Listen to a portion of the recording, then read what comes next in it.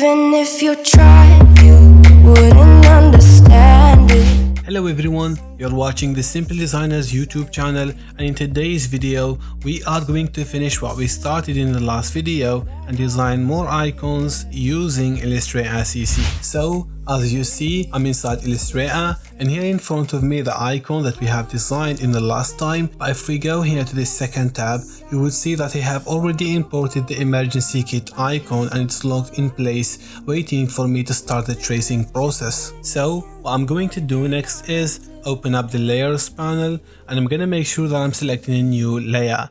Then I'm gonna select my marquee tool and I will start tracing the shapes one after another like we did in the previous video.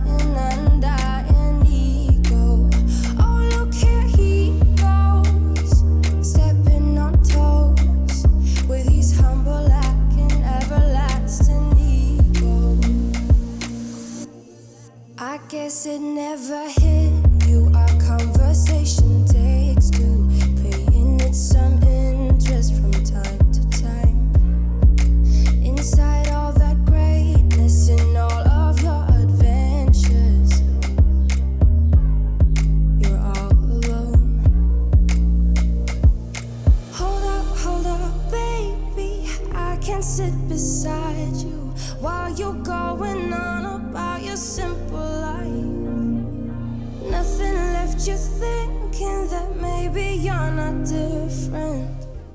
So now that we have traced all of the shapes, it's time to start the coloring phase. And like we said in the previous video, we need to start from the innermost shape and make our way out. So using my color picker, shortcut key I for that, I'm going to select a shape, then sample the color underneath it.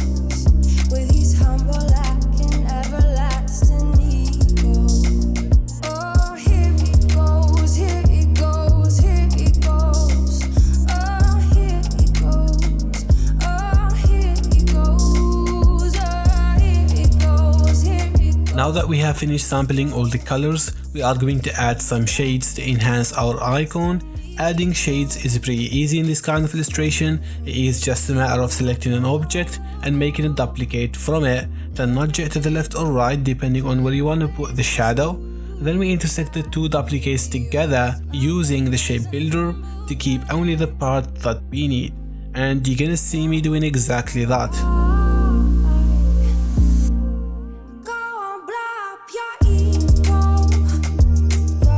Now that we have the small shape for the shadow cut out, let's modify its color and make it a bit darker by going to the color menu and selecting HSP mode for hue, saturation and brightness. And to make the shadow color, we need to decrease the brightness and increase a bit on the saturation, and voila, we have our shadow. So let's do the same for all of the objects that we have.